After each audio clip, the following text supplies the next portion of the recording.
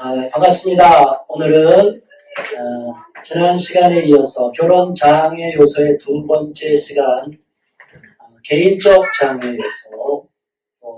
그 내용 중에 지난 시간에는 개인적인 상처와 열등감의 문제가 있었습니다. 그런데 오늘은 그 두 번째 지난번 하고 난 파트 2입니다. 그 이어서 다음에 한번 넘겨줘 보시기 바랍니다. 장면을. 그 외에 개인적으로 결혼이라는 문제 했을 때 어떠한 문제가 있느냐. 지난번에 열등감의 문제를 많이 다뤘는데 그래서 가족과 친척에 의한 상처 이 부분도 좀 다뤘죠. 친구, 지인, 어렸을 때 놀림받고 이런 사람들이 상처가 있어서 특히 이성 앞에서 자신감이 없이 위축되는 경우가 있습니다. 나중에 이제 우리가 따로 한번 보겠지만 10가지 어떤 남녀에 의해서 10가지 문제가 결혼이 잘 안 되는 특징, 남성은 어떤 문제가 있고 여성은 있다, 그 10가지가 정리된 게 있어요. 이제 그 부분에서도 다시 한번 나오겠습니다. 이 부분은 지난 시간에도 했던 내용이니까 이제 넘겨주시고, 그 다음에 보면 지나치게 까다로운 배우자 기준이다 이렇게 돼요. 오늘날 미혼분들, 또 과거도 그렇고 또 앞으로도 그럴 겁니다. 남성과 여성이 배우자를 찾아가는 과정은 쉬운 것 같은데도 굉장히 어렵다. 내가 맞는 사람, 내 마음에 드는 사람을 만나는 게 참 쉬운 것 같은데 어렵다. 또 만나서 서로가 이렇게 맞춰가면서 서로 이렇게 조율해 가는데 그 조율해 가는 과정 속에서도 막 중간에 많이 꺾이고 실망하고 의심이 들고 시행착오를 겪게 되는 경우가 있습니다. 또 남성과 여성은 서로가 대화법이 다 다릅니다. 남성의 대화 코드와 여성의 대화 코드가 달라요. 그래서 부부가 되더라도 일반적으로 여러 가지 중에 그 중에 하나를 얘기하면 여성들은 쭉 장황하게 얘기해서 마지막에 결론이 나와요. 그래서 미괄식을 좀 문학적으로 보면 미괄식법을 많이 써요. 남성들은 두괄식입니다. 앞에서 먼저 뭔가가 확실하게 나와 연관된 얘기가 아니면 관심이 안 가죠. 그러니까 여성들은 남성들의 마음을, 또 결혼하면 남편의 마음을 유리하게 나한테 잘 경청하기를 원하면 어떻게 해야 돼요? 시작하는 서두에 내가 오늘 어떤 문제 갖고 힘들어하고 이런 문제를 함께 얘기하고 싶어요 해놓고 자기 얘기를 막 얘기하면 남성들은 알아들어요. 다 들어. 근데 남성들한테 그런 팁을 안 주고 잠깐 이리 와보세요. 내 감정이 내가 막 이렇게 힘들고 이런 일이 있는데 도대체 당신은 무슨 소리인데 잠깐 기다려봐 하고 또 얘기하고 또 기다려봐 이러면 나중에 보면 남자들은 지쳐버려요. 도대체 무슨 얘기인데 해도 답이 안 나오면요. 그 다음부터 남자들은 이제 관심도가 떨어져요. 그러면 그때 이제 여자들이 아니 나한테 집중하지도 않고 이게 도대체 무슨 소리냐 내 말도 안 듣고 남자는 아이고 미안합니다. 남자들은 관심을 갖고 싶은 내용 또 남자들이 정말 알고 싶은 내용은 도대체 어떤 문제를 갖고 나랑 싸우려고 하느냐 또는 불만을 갖고 있느냐 이 내용을 알고 나면 대비가 되는데 그런 이야기는 전혀 생각하지 않고 고려하지 않고 여성들은 자기만의 화법으로 막 이야기를 해요. 그러면 남성들은 조금 시간이 지나면 이제 막 혈압이 올라가요. 반대로 이야기합니다. 남성들은 목적 지향이기 때문에 결론이 빨리 나야 돼요. 그래서 이야기를 하면 이런 감정은 다 거두절미하고 그냥 결론으로 딱 들어가요. 자, 내가 이건데 이 문제 갖고 왜 이렇게 말을 안 들어? 자, 이건 미혼자들이 특히 실수하기 쉬운 거예요. 남성들은 마음에 있는 여성이 있으면 무조건 막 직진으로 대시에 들어가요. 그러면 실질적으로는 여성들은 준비가 안 된 상태면 마음에 있어도 어느 정도 호감을 가져도 확 안 열리니까 커브가 일어나요. 너무 부담이 느껴져요. 그러면 여성들의 반응은 잠시 쉬고 싶어요. 그런데도 남성들은 관심을 뒀던 여성이 마음을 한 발 빼는 것 같으면 도망갈까봐 더 달려들어. 더 접근해. 그러면 좋아질 수 있는 관계가 깨지는 경우가 많아요. 그러니까 남성과 여성의 차이. 여성들은 또 반대로 자기가 마음에 든다고, 요즘은 뭐 사람마다 또 차이가 나고 개별적인 차이도 있을 수 있는데, 남성들이 마음에 든다고 자기가 먼저 막 적극적으로 대시하는 경우도 있고 그래요. 또는 관심이 있는 사람인데도 불구하고 다가오는 거를 계속 이렇게 밀어내고 미루는 거예요. 자꾸 이렇게 밀어내요. 바깥으로. 부담된다. 그런데 관심은 가져요. 그 이중 언어가 들어가는 거죠. 관심이 있는데 밀어내요. 그러면 남성은 두 개의 사인으로 혼란이 느껴져요. 나한테 관심이 있나? 나를 싫어하나? 이게 혼란이 오는 거죠. 이제 이 부분을 성질이 급하고 성격이 급한 남성들은 못 참는 거죠. 여성들의 반응을 못 참는. 또 하나는 남성들, 여성들의 그 차이점에서 아까 이런 구조가 싫지는 않은데 헤어지면 아쉬워. 그래서 일찍 교제는 시작했는데 결혼은 확정을 짓지 않는, 근데 남자가 엄청 좋아하는, 이러면 이 구조를 시간을 계속 끌어가는 경우가 있어요. 5년 이상 끌어가는 건 남자가 엄청 좋아하는 거예요. 그렇죠? 5년 이상 쫓아간다고 생각해보세요. 확답을 안 주는데. 자매들은 그래도 더 가려고 해요. 그래서 이게 한 10년 정도 가요. 10년 정도 형제가 어느 자매를, 남자가 여자를 쫓아갔다. 이거는 대단한 거예요. 자매들은 그때 가서 자기가 나이가 먹었다는 걸 좀 자각하기 시작해요.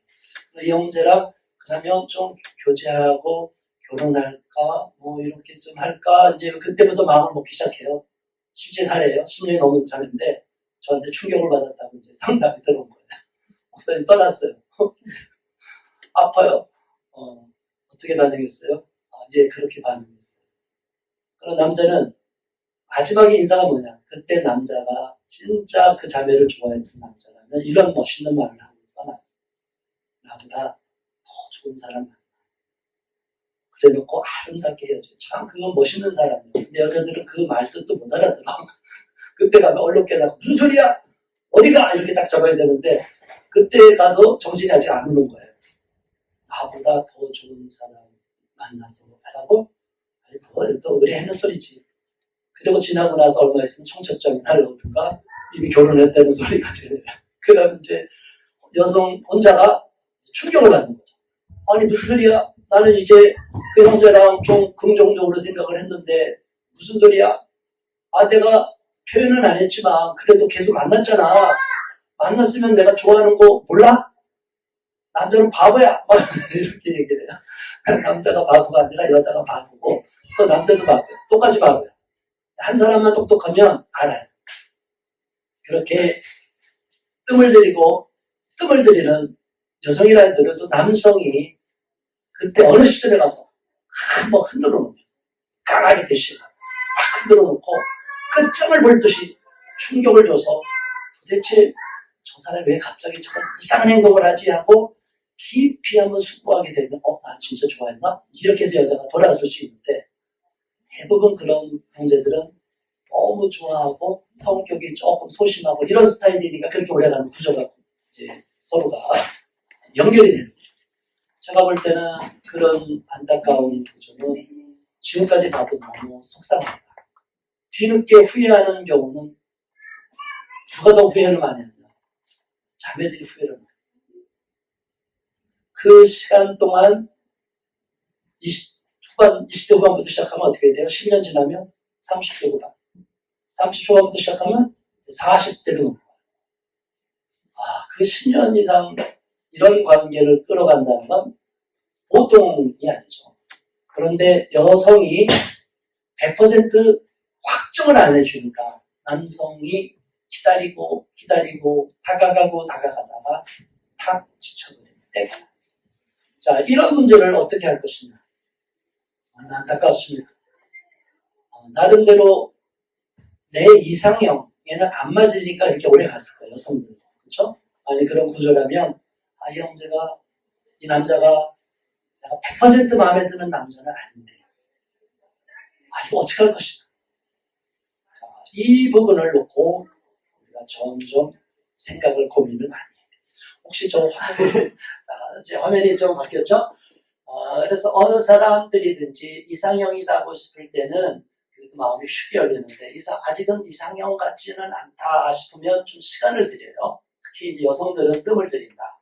그럴 때 이 뜸을 들이는 과정에서 남성들이 대부분 좀 지쳐버리고 떠나는 경우가 있으니까 여성들은 마음에 어느 정도 들고 괜찮다 싶은 형제가 나를 관심을 둔다면 지혜로워야 된다. 뱀처럼 지혜로워야 된다.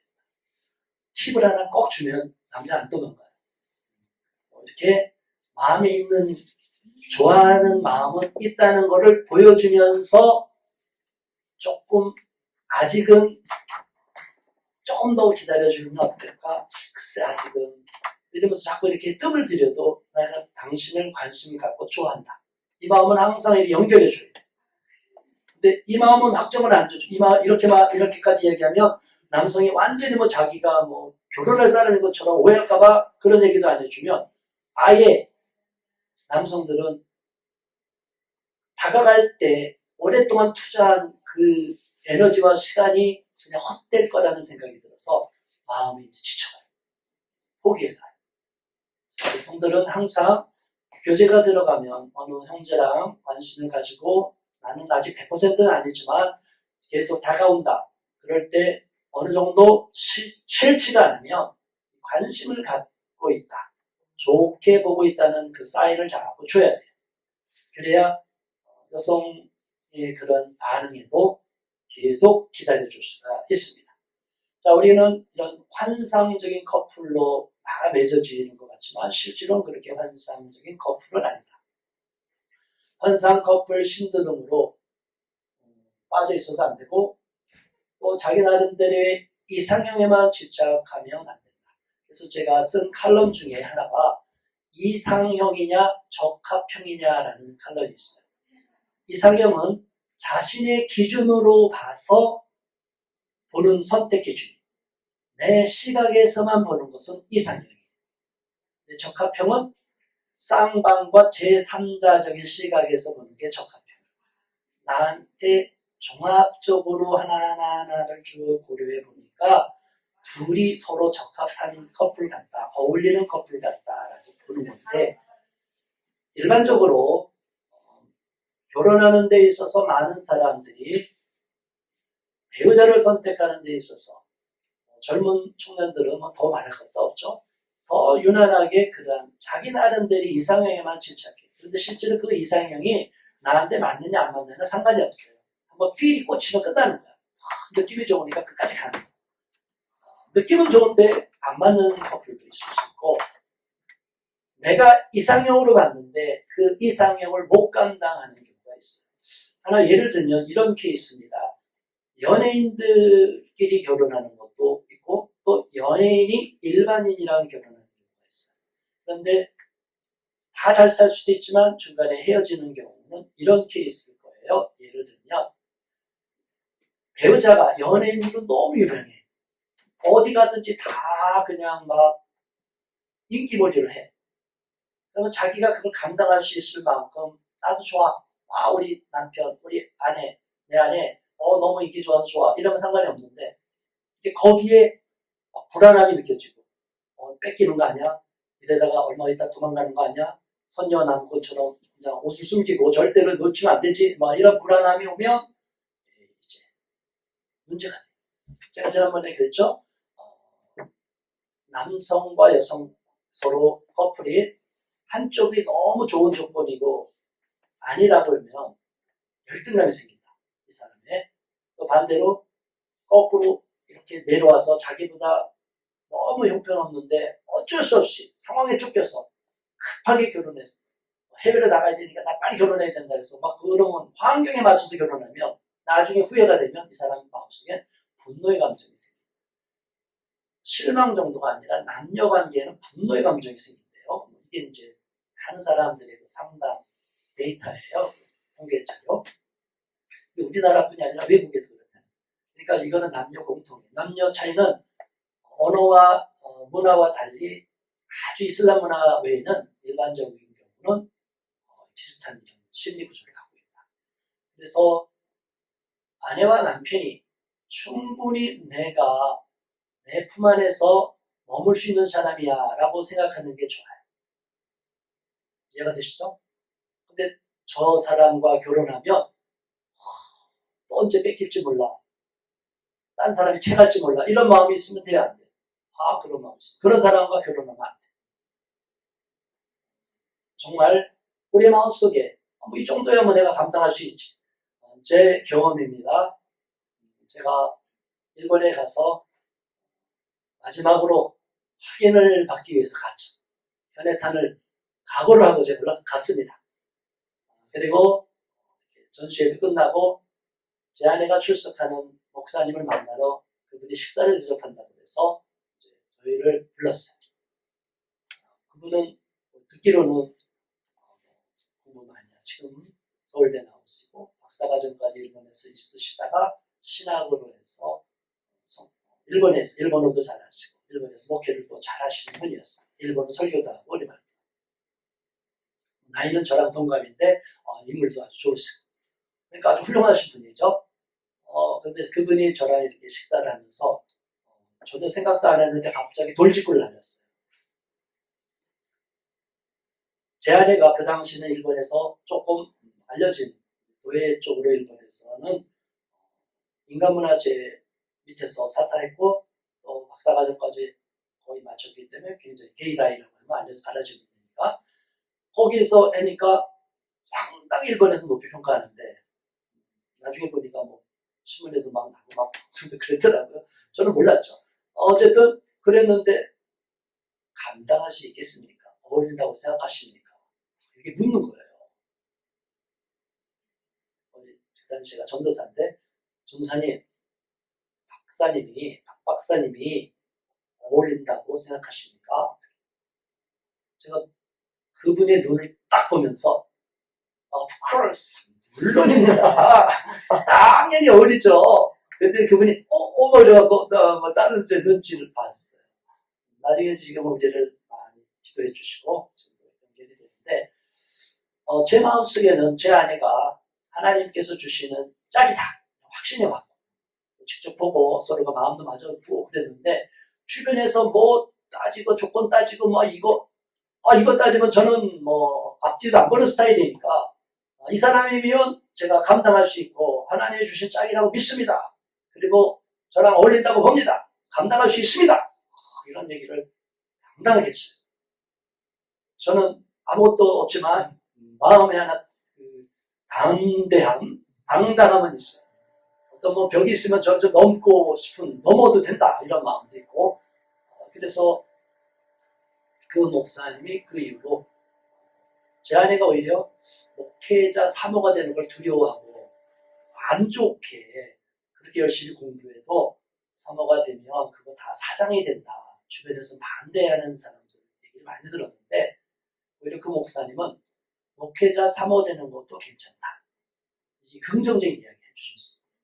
그분이 저를 보고 다 알고 뭘 알겠어요. 근데 제 태도를 제가 제 아내를 향한 태도 어떤 태도를 갖고 있느냐를 궁금해하십니다.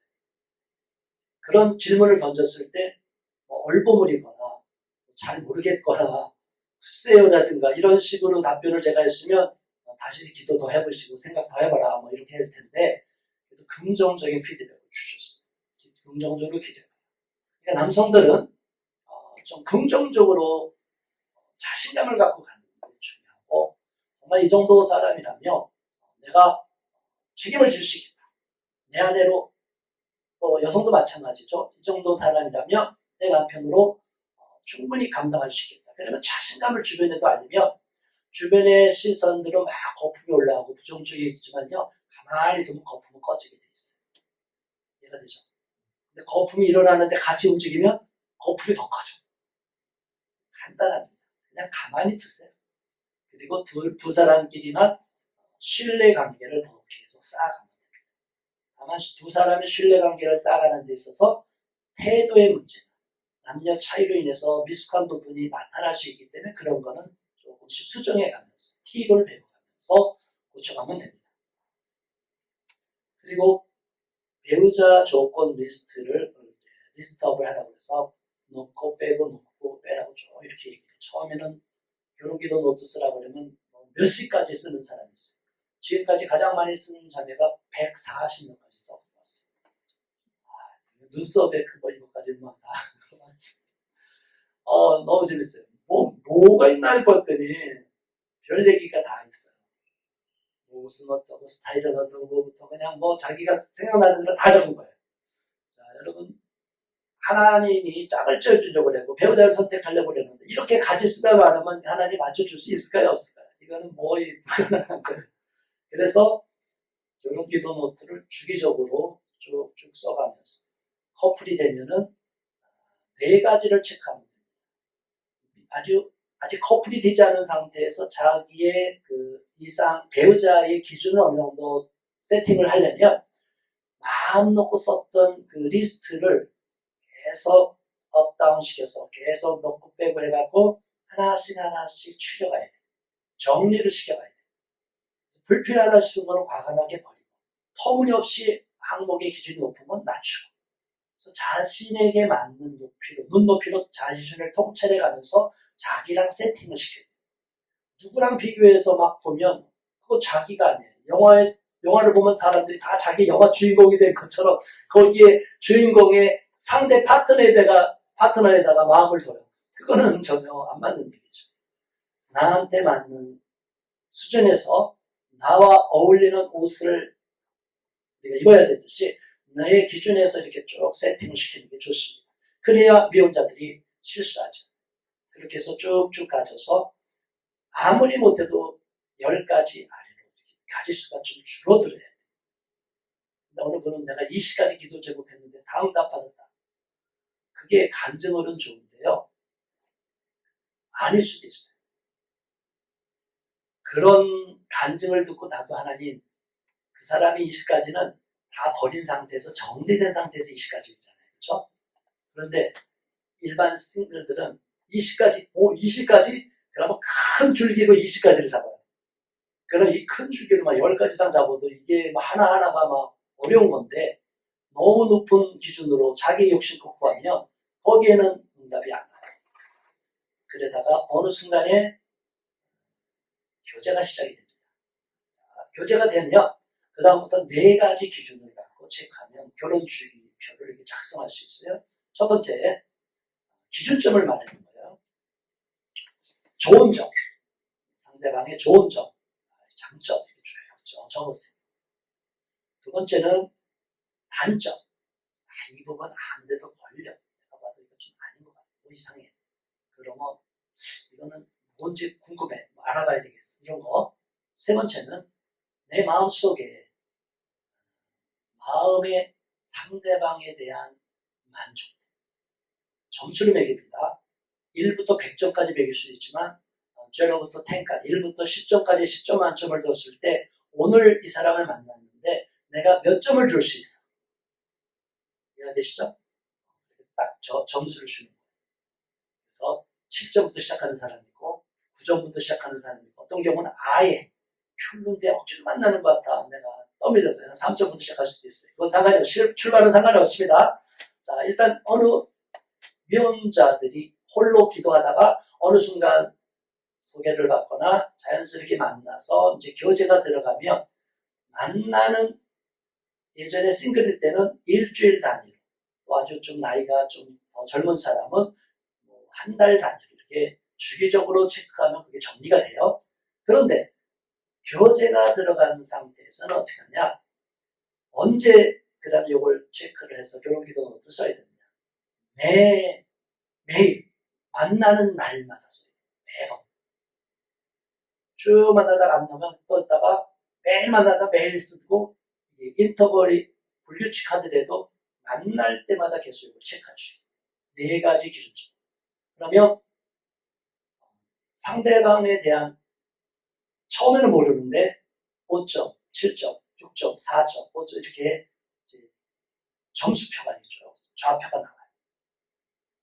그래서 이게 한 달, 2달, 석 달로 가면 초기에는 오르락 내리락 하다가 어느 시점부터 안정이 되면서 그 그래프가 이제 계속 상승을 올라가는 경우가 있어요. 그러면 그 사람은 점수가 계속 좋은 점수가 나와요. 그 점수가 항상 좋은 점수인데 일정하게 계속 그 점수가 나와요. 그러면 안정감이 들고 확신이 들어갑니다. 그렇지 않으면 좋았다가 꺾이는. 그래서 그 집이 어떤 경우는 너무 처음에는 점수가 높았는데 몇 번 만났더니 아닌 것 같고 꺾여요. 그래프가. 그러면 끝나는 경우. 어느 경우가 있어요? 밋밋한데 계속 가는 경우가 있어요. 아까 말한 것처럼 밋밋한데. 제가 아주 젊은 미혼자들은 이게 뭐 더 몇 년 가도 상관이 없는데 이제 나이를 먹어서 정년기, 내가 정말 결혼을 꼭 해야 된다고 생각하는 싱글들은 이제 그런 상태로 밋밋하면 6개월 이상 가면 안 돼요. 6개월 이상 가버리면 힘들어져. 어느 정도, 6개월 정도에 어느 정도 정리하고, 늦어도 1년 안에 결정을 해야 돼. 또 하나는, 별로였는데, 이 사람, 한번 만났는데, 어땠어? 처음에 느낌이 안 올 수도 있죠. 그래서 별로 아닌 것 같아요. 그런데, 주변에서 이렇게 얘기를 해요. 뭐, 그래도 한 3번은 만나봐야지. 이렇게 얘기해요. 그래도 3번을 못 만나는 사람들이 많아요. 근데 일반적으로는 한 3번 정도를 만나는 게 좋다. 한 3번 정도까지 만나고, 계속 그래프가 점수표가 낮은 상태로 머물러서 만족감이 없다. 그러면 쉽진 않아요. 그때에서 정리하면 상관없어요. 그런데 3번도 시도하지 않고 보자마자 나 이미 결정 다 내렸어. 남자도 그렇지만 요즘 여자도 그래요. 그래서 절대로 2번 다시 안 보려고 그래요. 지금 아주 더 많이 싱글이지만 한참 50대로 접어든 싱글들도 만나자고 하면 목사님 마음이 없는데 어떻게 누굴 만나요? 뭐 마음에 필도 안 오는데 이러면 좀 어렵죠. 필은 처음부터 바로 올 수도 있고 시간이 지나서 올 수도 있어요. 그렇기 때문에 조금 시간을 두고 가면 좋다. 미혼자들이 이런 걸 잘 몰라요. 나중에 돌싱들도 똑같습니다. 이성교제 들어가면 초원의 상태로 다시 돌아가기 때문에 똑같아요.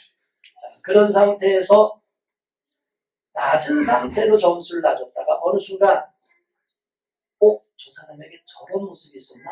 갑자기 어느 순간에 저 모습이 좋아지기 시작합니다. 점수가 막 올라가요. 그러면 이게 가능성이 있죠. 아예 낮았다가 3번에서 딱 끝났다. 그러면 이건 아예 안 돼요. 낮았다가 올라가거나. 또 이게 밋밋했는데 시간만 계속 가면 그것도 안 돼요. 또 처음에는 너무 좋았어요. 와, 괜찮다. 그런데 몇 번 만나니까 갑자기 실망이 왔어요. 이것도 안 돼요. 되는 경우는 2가지밖에 없는 거예요. 그래프 중에 처음부터 좀 괜찮았고 그 상태가 있다가 점점 좋아지고 이거는 괜찮고 또 하나는 처음에는 별로라고 해도 나 그런 사람 싫어. 아닌 것 같아. 이랬는데 몇 번을 만나는 사이에 나도 모르게 그 사람의 장점이 나타나고 좋은 점이 나타나고 너무나 괜찮은 모습이 보였다. 그러면 점점 희망이 가고 이게 3개월, 몇 개월 가면요. 그래프상으로 딱 표가 나타나요. 내가 매 순간 4번째 사인은 매 순간 하루 그날로 어떤 영적 사인이 있고 메시지가 있으면 다 적어요. 이해가 되시죠? 따로 어느 사람들이 이렇게 얘기를 해요. 목사님 저도 결혼기도 딱 이 사람이다 딱 찍어주는 계시를 받고 싶어요. 하나님이 그렇게 안 주시고요. 하나님이 사인은 줘요 비슷하게. 그런데 그 사람이 이 사람인지는 몰라요. 저도 몰랐어요. 결혼한다는 사인은 왔지만 그 사람이 바로 이 사람인지는 만나기 전까지 모르는 거예요. 만나서 확증이 되는 거지. 그래서 서서히 하나님이 흐릿했던 것이 명료해지고 어렴풋했던 것이 확신으로 다가오기 시작해요. 그러면 그 사람과 계속 갈 수 있는 마음이 생긴다. 그래서 우리는 미혼자로 아무런 짝이 없을 때의 싱글일 때도 결혼 기도를 하면서 이렇게 배우자 기준을 정리해 가야 되고 또 어느 누구를 만나면 만났을 때도 항상 이렇게 좋은 점, 걸리는 점, 단점 그 날짜별로 만날 때마다 그 사람에 대한 점수표 맨 마지막으로 영적인 메시지 하나 해주신 말씀 뭐였나 가슴에 와닿는 어떤 사인 있나 뭐 아까 말한 영적인 것도 있나, 주변에서 어떤 얘기를 들었구나, 이런 거를 계속 이렇게 정리해 놓으면요, 그 순간 내가 어떠한 방향으로 가고 하나님이 어떠한 사인을 나한테 보내주시는지 답을 찾아야죠. 그래서 괜히 어설프게 어디 가서 예언받는다고, 결혼기도 예언받는데 가지 말라고 제가 말씀드립니다. 옛날에 어느 자매가 있었어요. 그 자매는 너무나 후회하는 일이 하나 있었어요. 목사님, 제가 강의를 이걸 예전에 들었으면 제가 너무 좋았을 텐데 이 강의를 못 듣고 이제야 듣네요. 어느 형제가 다가왔대요. 너무 멋있었대요. 지금 봐도 그런 형제 못 만난대요. 정말 내가 왜 그런 형제를 놓쳤는지 후회하는 일이 딱 한 가지 있었어요. 그 형제가 어느 날 극장에서 빨간 거 머플러 해고 온 거예요. 빨간 거는 요즘 뭐 정치인들도 많이 하고 열정적인 표시도 있고 괜찮잖아요. 나쁜 게 아니에요. 그걸 좋아할 수도 있어요. 빨간, 혹시 여자가 빨간 거 이렇게 하면 어때요? 괜찮아요? 남자가 그러면 어때요? 개인 취향이죠. 개인 취향이죠. 근데 그 자매는 빨간 거라고 하는 이제 뭔가의 그 세계 트라우마가 있었는지 쇼크가. 그걸 이제 나중에 제 아내가 색책도 전문가니까 카와 히스토리라는 게 있어요. 그걸 히스토리로 분석하는 게 있어요. 그걸 한번 기회를 주고요. 우리 색책신 분석도 할 수 있는 거. 이 자매의 마음속에는 빨간색과 연관된 안 좋은 경험이 뭔지 몰라. 얘기도 안 했어요. 근데 자기는 그 순간 형제가 빨간 이 목도리하고 온 순간 정신이 혼미해져. 갑자기 아무 얘기도 안 들리고 저 형제는 그런 사람일 거야 라고 단정을 주고 빨리 도망가고 싶어. 만나고 싶지 않아. 더 이상 있고 싶지 않아요. 형제는 모르잖아요. 상대방이 언제 어떻게 해요. 제 얘기 들으니까 그냥 뭐 억지로 웃는 데니까 나 좋아하나 보다 이거 열심히 했는데 그 다음날 전화번호가 차단이 된 거예요. 이 형제는 갑자기 붕 뜨는 거죠. 아니 그래서 어떻게 했어요? 그날부로 딱 차단시키고 받지도 않고 끝냈다. 근데 지금은 후회한다. 이런 그게 낙인 효과를 하는데 스티그마 컴플렉스.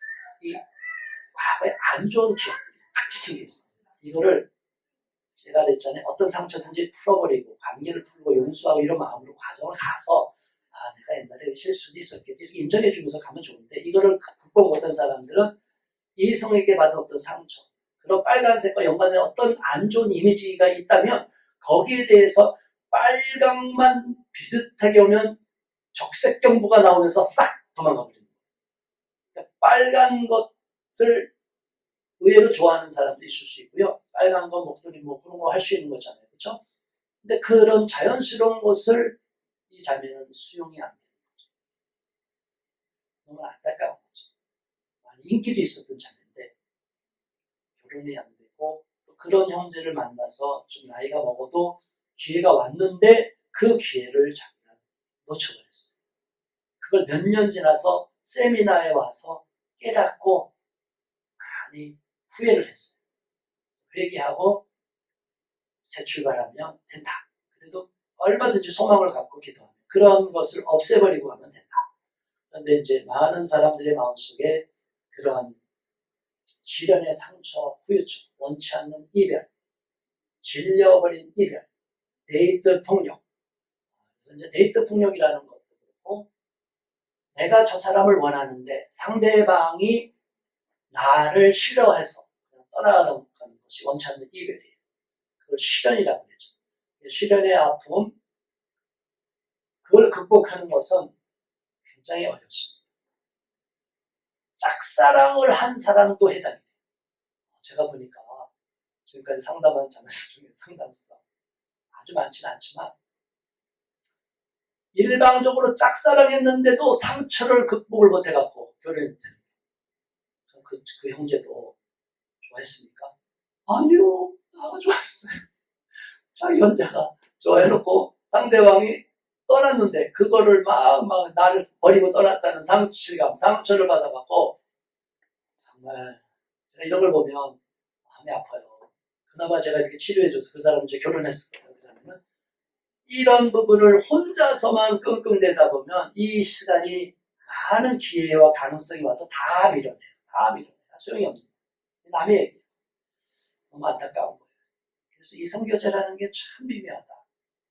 아주 요만한 작은 거 하나. 예전에 어느 작가가 문학가가 이제 쓴 수필인가 하나 있어요. 어느 자매랑 참 만났는데 그 주인공이 어느 날 급하게 만나러 오느라고 거울을 안 보고 나온 거예요. 그래서 이빨 사이에 고춧가루가 낀 거예요. 근데 그걸 보고 자매가 확 돌아서 버리고 고춧가루가 낄 수도 있고 뭐 할 수도 있잖아요. 그걸 이해해주면 되는데 그 사람은 그런 거를 나에 대한 태도로만 보는 거죠. 그 사람이 어떤 상황에서 급하게 나온 줄은 생각을 못하고 저 사람이 나에 대한 태도가 아유 저런 모습 나 싫어 이렇게 생각을 하면 너무나 좋은 기회를 놓칠 수 있고 좋은 사람을 놓칠 수가 있다. 그래서 우리는 좀 넓게 바라보는 시각이 필요하고 또 과거에 나한테 어떤 사람 이성교제에다가 시련의 상처뿐이 아니라 정말 좋아했어 상방이 좋았는데도 헤어졌는데 이거를 못 극복하면 어렵다. 그래서 이런 집착을 극복하는 것은 10단계의 과정이 있는데 이건 다음 시간에 나중에 기회가 있으면 할 것입니다. 그래서 초원에서의 이성교제 실패 경험이 완전히 극복되기까지는 이성교제가 쉽지 않고 또 한 번 결혼했던 사람이 실패했을 때 그러한 아픔들을 완전히 극복하고 청산하기 전까지는 결혼으로 나가는데 걸림돌이 된다. 그래서 과거의 상처들을 지혜롭게 잘 극복해 나가야 됩니다. 또 앞장 위에 한번 적으세요. 그래서 또 한 사람은 이제 트라우마가 생길 정도로 질려버리고 또 데이트 폭력도 그런 거에 해당이 되죠. 대부분 통계 자료는 나오지 않았을 겁니다. 그리고 이런 비밀적인 얘기는 사실은 상담하는 과정에서 다 공개, 자기한테 불리한 진술을 안 하는 경우가 많아요. 조사로. 근데 제가 이렇게 쭉 상담을 해보니까 질려서 떠나고 막 공포를 느끼는 경우거든요. 그런 데이트 폭력까지 나온 경우 보면 어쨌든 결혼하는 부분은 아닌데 성관계가 이렇게 진행이 돼요. 그래서 결혼까지 가는 관점으로 다 확정이 되면 상관이 없는데 서로가 결혼까지는 확정을 안 줘놓고 그냥 너무 깊은 관계를 들어요. 그러면 거기에 대한 독점력이 생겨요. 의무감이 없는 독점력. 결혼이라는 제도는 뭐냐? 가장 상대방에게 내가 내 인생을 희생하겠다는 기본 의무감이 있어요. 결혼을 전제로 하면. 그런데 결혼을 전제로 안 하는 남녀관계는 그냥 둘이 만나 좋을 때는 좋다가 안 좋으면 싹 헤어지고 엔조이로 끝날 수 있는 거예요. 여기에는 책임감이 없어요. 그런데 독점력은 결혼한 커플, 부부랑 똑같은 독점력이 생겨요. 자, 여기서 이제 희한한 거죠. 인간이 얼마나 죄성이 있고 이기적인지 상대방에 대한 독점력은 갖고 있는데 나는 의무감이 없어. 내 마음에 안 들어. 그러면 나를 배신해서 내 마음대로 안 해. 조정하려고 해도 안 되고 화가 나면 상대방에 대해서 자기 감정, 분노를 막 표출시켜. 이러면 이 구조는 어려워지고 깨지고 그 관계를 못 끊어서 한쪽이 붙잡아서 쭉 올라간다 하더라도 상처가 크기만 바뀔 뿐이지 더 깊어질 뿐이지 결국 그 관계는 파멸로 가게 돼 있어요. 그래서 오늘날 너무 이렇게 쉽게 교제만 들어가는 관계. 그러나 교제를 하고 정말 깊은 관계로 가더라도 원치 않게 안 하는 게 좋지만 그래서 갔다 하더라도 내가 저 사람에 대해서 결혼한 남편, 결혼한 아내로서의 책임을 가질 각오를 하고서 가면 상관이 없어요. 그래. 그런 마음 없이 그냥 잠시 어쩔 수 없이 순간 상황을 모면하기 위해서 가면 오히려 그런 관계는 서로를 파멸로 이끌어가기 때문에 중단하는 것이 좋고 결혼하고 나서 다시 확정되고 나서 결혼을 확정되고 나서 가는 게 좋다.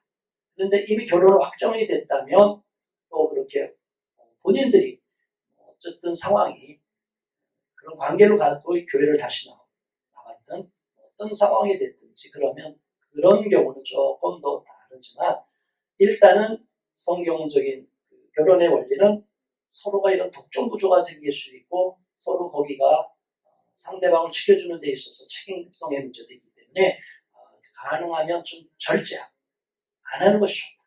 그것이 성경적으로 결혼을 잘 준비하는 과정. 그래서 더욱 하나님께 집중하고 상대방을 더욱더 소중히 여기는 그런 시간을 갖는 것도 필요하다. 그렇게 생각이 됩니다. 데이트 폭력이나 이런 것을 경험한 사람이 다시 이성교제로 나가기는 굉장히 어렵다. 상처 준 사람을 완전히 용서하고 남성, 특히 남성이 많이 데이트 폭력하죠. 여성들 일부 한다고 하지만 남성들은 특히 더 두려움의 대상이 되니까 어렵다. 그래서 이런 과정을 피하는 것이 가장 이상적이라고 위원자들에게 권면하고 싶습니다. 자, 이제 마지막으로 한번 보겠습니다. 오늘날에 보면은 결혼을 못하는 사람들의 케이스가 여러 가지가 있는데 그 중에서 좀 이렇게 추려보니까 이성교제가 너무 없어도 못하는 경우가 있어요. 특히 교회에 나오는 청년들은 이성교제의 경험이 너무 없어요.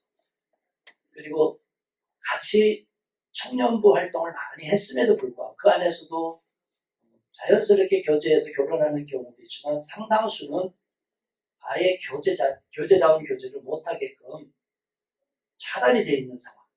또 교회에서 미성숙한 이성교제로 문제를 일으키는 교회 공동체가 안 좋은 영향을 받기 때문에 목회자 입장에서는 되도록 하지 못하도록 가이드라인을 많이 설정하는 경우가 있어요. 근데 저는 이렇게 생각을 해요. 제가 만일 목회자라고 하면 저는 허용을 합니다. 다만 철저한 매뉴얼을 주고서 허용을 합니다. 이성교제를 하도 좋은데 이성교제의 팁이 있다. 그리고 교제 초기에는 절대로 비밀을 해야 돼요. 그리고 비밀을 아무 짓을 막 해다 이런 게 아니라 서로가 아직 탐색 기간인데 서로가 이렇게 다 주변에 알려서 오해를 받게끔 하면 안 된다. 혹시 주변에 미혼 청년들이 이런 미숙한 상태에 있으면 여러분들이 권면해 주시기 바랍니다. 대부분 깨지는 경우가 뭐냐면 공동체 생활을 하면 표가 나요.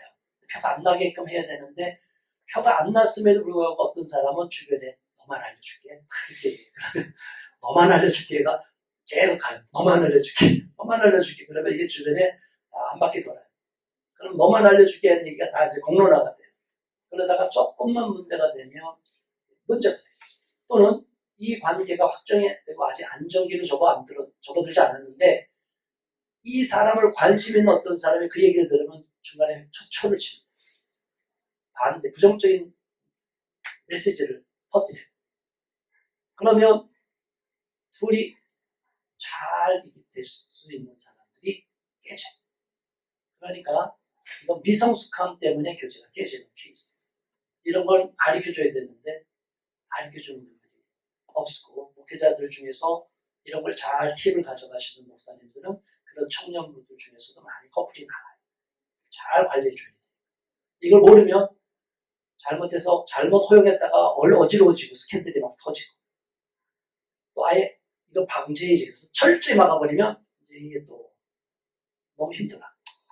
그래서 이런 거를 결혼 사역에 대해서 목회자들이 좀 더 관심을 가져야 되는데 대부분 청년부를 맡는 목회자들이 단기적으로 있다가 사역지로 옮겨가요. 그 파트를 짧게 맡고 헤어지고 이제 떠나고 사역의 전문성이 없는 몇 년 하다 떠나고 아무리 큰 교회에서 사역해도 그 부분 몇 년 자기 맡은 부서에서 일하다가 목사님도 다 떠나요. 부교육자는 항상 이렇게 떠날 준비가 되어 있는 사람이 부교육자니까 전문성이 떨어지고 그래서 이 부분을 앞으로는 목사님들이 특히 담임 목사님이 책임지고 관리해서 우리 교회에 출석하는 청년들을 결혼 문제를 계속 다 관심을 갖고 중간에서 전체적으로 총괄해야 된다고 봅니다. 그래야 한국교회에 희망이 있고 미혼 청년들이 더 많이 결혼해서 한국교회가 계속 침체되는 것을 예방할 수 있다고 봅니다. 너무나 많은 과도한 만남, 특히 교회 나가는 청년들도 교제가 전혀 경험이 없고 또는 교제했다가도 안 되니까 이제 불안한 마음에 결혼정보회사로 가는 경우가 많이 있습니다. 근데 안타깝게도 결혼정보회사에서도 의뢰하는 사람에 대한 정보를 많이 알지 못해요. 그러니까 일부 편협된 서류상으로 받는 몇 가지 자료를 갖고 들은 얘기 갖고 이 사람에 대해서 다라고 평가를 해요. 물론 아무리 많이 파악해도 아까 말씀드린 대로 자신의 이상형만 집착하는 사람들은 뭐 아무리 좋은 얘기해도 못 알아듣는 사람도 있을 수 있고 여러 가지 있을 수 있지만 제가 말씀드리는 것은 너무나 조급한 마음으로 이제 쫓겼다, 나 늦었다 해갖고 얼른 빨리 고속열차를 타고 싶은 게 결혼정보였어요. 그러면 만남이 팍팍 돌아가요. 많이 만나면 기회를 줘요. 근데 그게 그런 경험이 없는 사람한테 혼란을 줘요. 딜레마, 혼란도. 이 사람이 인거고 저 사람이 인거고. 급한 사람은 몇 년 사이에 엄청나게 많이 만났대요. 그러면 나중에는 그 사람 만난지도 모르고 나중에 또 만나는 경우도 있다고 그래요. 이게 막 정신이 없는 거예요. 1년 단위로 계약이 되는데 몇 년 가면요. 이게 결혼정보회사를 거친 많은 사람들을 제가 상담을 해봤는데 유명한 뭐 정보업체 다 가본 사람들이 그 마음속에 잘 되는 사람은 금방 또 잘 될 수도 있어요. 그런데 오히려 안 된다. 어느 사람 마지막으로 정리하겠습니다. 어느 사람은 일반 신문에도 난 이야기예요. 그 사람은 모든 조건 스펙을 갖춘 남성이었어요. 근데 자기는 그 사람이 마지막으로 정보회사한테 한 얘기가 있어요. 나 같은 사람한테 신경 많이 쓰지 말고 좀 못한 사람 회원들한테도 신경 써주라. 자기는 너무 많이 소개를 받았다. 그래서 결국은 결혼을 했는데 일반 사람들은 거기에서는 상위 5%만을 위한 시스템입니다. 나머지 95%를 들러리로 세우는 시스템. 스펙이 좋고 모든 외모가 좋고 그런 사람들, 집안 좋은 사람들은 다 그쪽으로 배경을 보고 그쪽 위주로 가요. 이러면 진짜로 좋은 사람을 만나는 기회를 외적인 것으로만 본다. 그래서 제가 결혼 방정식 나중에 지금 한번 강의하겠지만 빙산의 원리와 똑같습니다. 빙산이 몇 퍼센트 떠 있어요? 4도시 상온에서 얼음이 8.3% 떠 있어요. 이것만 하고 마칠게요. 11분의 1 정도가 떠 있어요. 가라앉아 있는 게 오히려 91.3%. 그 사람의 외적인 가치, 우리가 흔히 평가하는 정보회사에서 5가지 기본 기준점으로 직업, 학력, 직장, 외모 뭐 이게 쭉 없지만 이 기준을 풀로 100점으로 쳐도 이게 8분의 1보다는 북극으로 올라가면 북극 빙하가 좀 더 많이 더 크대요. 그러면 약 5분의 1 정도, 18% 정도까지 올라간대요. 맥시멈을 잡으면 한 떠 있는 게 5분의 1. 그러니까 외모의 기준점을 점수를 최고로 친다고 그래요. 그것도 객관적으로 배우자 점수표를 매기는 방법을 제가 나중에 알려드리는데 일반 미혼 청년들도 이제 팁이 될 겁니다. 5분의 1 기점으로 100점 중에 몇 점으로 봐야 돼요. 근데 사람들은 이거 다 제껴놓고 이 점수가 진짜 점수로 착각을 해요. 이 사람의 5가지, 6가지 외적인 기준을 갖고 점수 70점이면 그 사람이 70점으로 봐요. 이게 90점이에요. 90점으로 봐요. 이게 맥시멈으로 봐도 나머지 80%를 체크하는 수많은 항목의 리스트가 있어요. 이제 그것까지 고려해서 보면 합산, 외적인 점수 플러스 내적인 점수 합산하면 이 사람의 객관 점수가 나온다. 그런 팁은 나중에 결혼 방법시대 알려드릴게요. 자, 오늘 여기까지 했습니다. 이성교제 만남이 없어서 두려운 사람 있지만 이성교제가 갑자기 너무 많아서 풍요 속의 빈곤처럼 오히려 결혼으로 이행하지 못하고 계속 만남으로만 머무르는 사람도 있을 수 있다. 자, 우리가 이런 부분에 대해서는 둘 다 안 좋다. 그래서 너무 이성교제가 없어서 그냥 백치처럼 너무 백치기가 뭐 좋은 것 같지만 아니다. 어리석은 것이 될 수 있어요. 지혜가 없으면 망합니다. 때때로 우리가 비둘기처럼 순결하지만 뱀처럼 지혜로워야 되는데 특히 이성교제에 있어서는 우리 크리스천들이 너무나 미혼 청년들이 너무나 단순하고 너무나 잘못된 생각으로 기준점을 갖고 있는 게 많다. 그래서 이런 거를 극복해 나가면서 하나하나 우리의 개인적인 장애 요소를 극복해 가면서 이성에 대한 좋은 호감을 얻을 수 있는 팁, 노하우를 습득해 가면 좋은 교제로 나가서 행복한 결혼으로 이행되죠. 될 거라고 봅니다. 자, 지금 시간까지 시청해 주시고 또 이렇게 경청해 주신 여기 계신 모든 분들 감사합니다. 다음 시간에 뵙겠습니다.